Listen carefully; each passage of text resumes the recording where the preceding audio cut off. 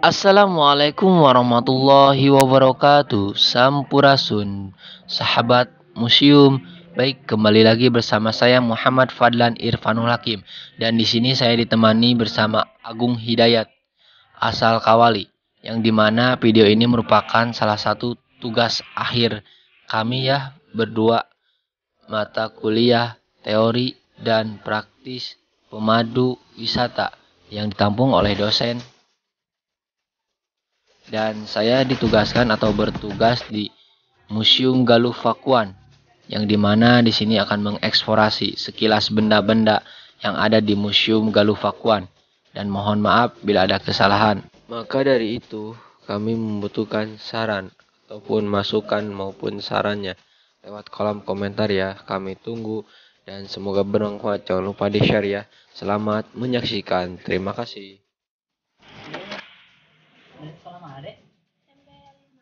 SMP 5 Ciamis. Jadi di sini merupakan museum Galuh Pakuan. Nanti di sana akan dijelaskan mengenai banyak peninggalan-peninggalan sejarah dari zaman kerajaan Galuh, terus zaman kebupatian dan lain sebagainya. Perkenalkan, nama saya Agung Hidayat. Di sini saya sebagai tour guide untuk memandu adik untuk melihat-lihat peninggalan-peninggalan kerajaan Galuh dan zaman kebupatian Galuh. Nanti bisa dilihat tuh banyak sekali peninggalan-peninggalan terkait sejarah kerajaan Galuh, mulai dari perangkat gamelan, terus di sana juga ada keris, terus di sebelah sini ada lukisan juga, terus ada silsilah dari kerajaan Galuh dan batu-batuan pada zaman dahulu. Dan bila mana adik misalkan mau bertanya bisa langsung bertanya kepada saya, dan juga teman saya Muhammad Fadlan juga bisa ditanyakan kepada beliau. Ya, di sini bisa dilihat ada seseorang yang gagah dia dan sedang duduk juga. Beliau ini bernama RAA Kusuma-Diningrat, Raden Adipati Arya Kusuma-Diningrat. Nah, beliau ini merupakan Bupati Galuh Imbanagara ke-18 dan putra dari RAA Adikusuma yang merupakan bupati sebelumnya, bupati ke-17. Nah, di samping-samping beliau ini ada semacam pengawalnya yang memandu beliau. Dan kurang lebih beliau ini wafat pada usia 25 tahun ya. Dan dilanjutkan jabatan Bupati Galuh Imbanagara oleh RAA Kusuma Subrata yang merupakan Bupati Galuh Imbanagara terakhir.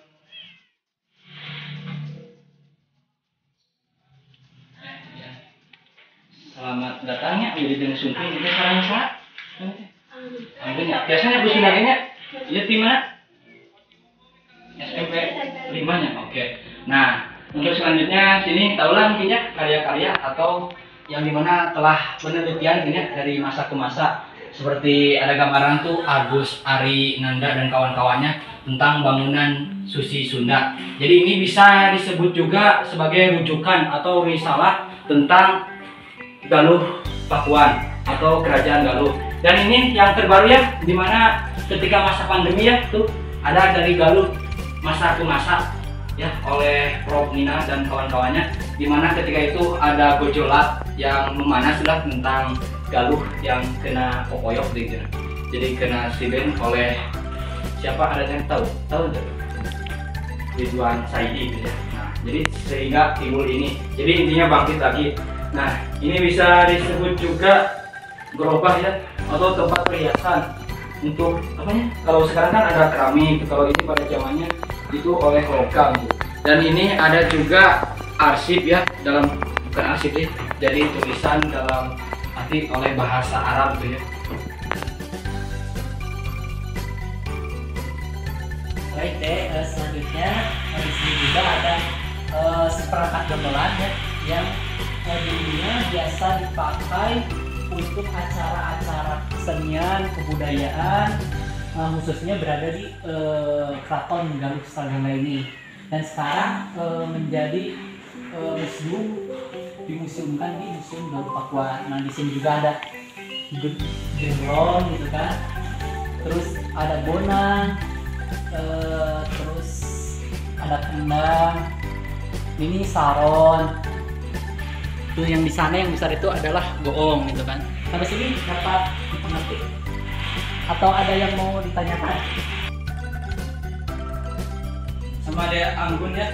Nah, tadi telah disampaikan oleh Bapak Agung ya, rekan Agung Hidayat. Nah, jadi ini terkait peralatan pada masanya sampai sekarang, insya Allah ini masih tradisi gitu, masih dilestarikan. Dimana ketika bulan Muharram ataupun bulan Maulud itu suka ada jamansa ya, ataupun mandian alat-alat keris. Dan ini juga bisa perantaran sebagai penyebaran agama Islam seperti goong dan sebagainya ya, warna apa ini ya, dahulu itu yang jadi mengkolaborasikan dengan alat ini seperti perwayangan yaitu Wali Songo. Nanti ya penjelasannya. Untuk selanjutnya boleh lihat di sini. Nah, boleh ya merapat santai aja. Ada tahu ini apa? Lihatnya. Jadi ini teh isinya tombak atau ujungnya tombak. Jadi di mana tombak itu atau bisa disebut lonjong lompeng yang dimana peradaban dunia. Jadi setiap di dunia atau setiap negara pasti ada tombak, tapi ada ciri khasnya. Dan ini beda-beda ya ciri khas. Misalnya ini nomor 4 itu dari kabupaten mana, Galuh mana, dan ini khusus untuk Sunda. Dan di Sunda juga ada ciri khas yaitu kujang ya, dimana kujang juga kan bisa dilihat di sini ya, kujang. Baiklah. Nah, terkait kujang ini ya, ini masuk di wadah, ada juga yang sudah dibuka. Nah, jadi di bidang itu ada lubang-lubang, dimana lubangnya itu ada beda-beda ya, ada yang 3, ada yang 4. Tapi itu juga melambangkan atau filosofi yang berbeda-beda, sehingga dulu kujang diartikan sebagai misalnya penundaan tuh khusus. Jadi kan seperti air untuk nyalip, tapi bisa juga untuk ciri khas ataupun pegangan di mana para pahlawan ataupun terdahulu. Nah, baik deh. Selanjutnya di sini juga ada tombak dan juga keris. Itu kan tadi sebagian sudah dipaparkan oleh rekan saya Muhammad Fadlan, bahwasanya tumbak ini merupakan atasannya doang gitu kan.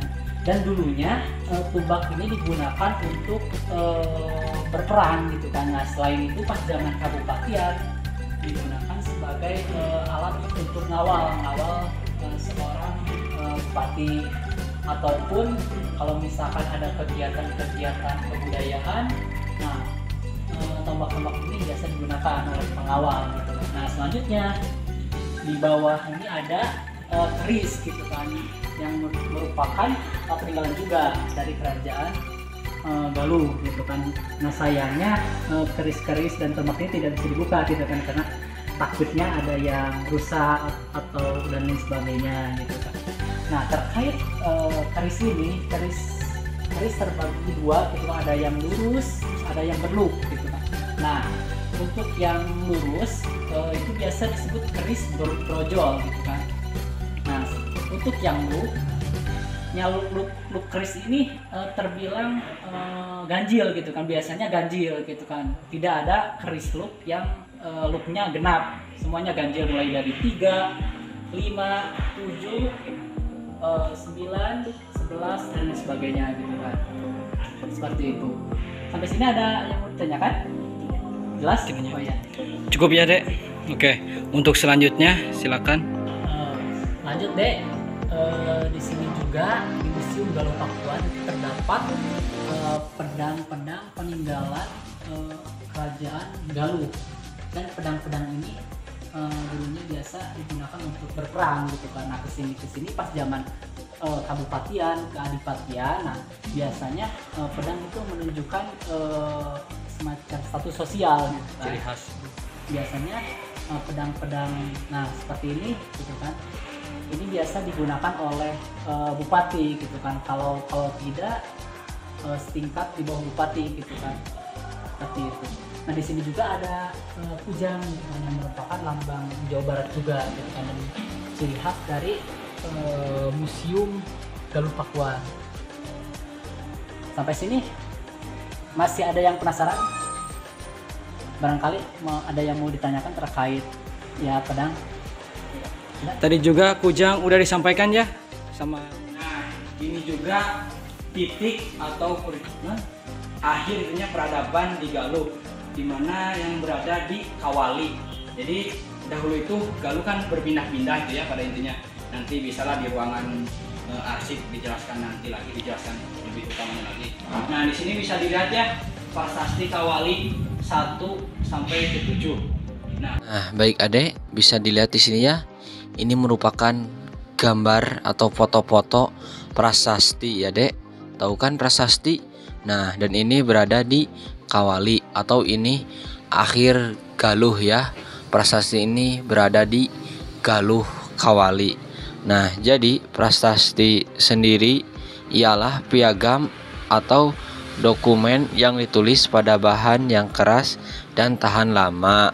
Penemuan prasasti pada sejumlah situs arkeologi menandai akhir zaman prasejarah, yakni babakan dalam sejarah kuno Indonesia yang masyarakatnya belum mengenal tulisan menuju zaman sejarah. Nah, ini kenapa fotonya saja gitu ya? Bisa dilihat gak? Jadi fotonya doang disebabkan tidak layak atau udah rapuh gitu ya. Jadi sehingga ini cuman gambarnya saja, tapi nyatanya masih ada itu yang tersimpan rapi. Walaupun kalau dipajangin ini mungkin rusak takutnya apa, seperti tadi yang telah disampaikan Agung sama saya sendiri ya terkait kujang, kenapa itu ditutup. Tapi kalau mau lihat langsung, kalau mau rabat ya, mau bantu Acara jamansa atau pemandian, bahkan haul Prabu tersendiri.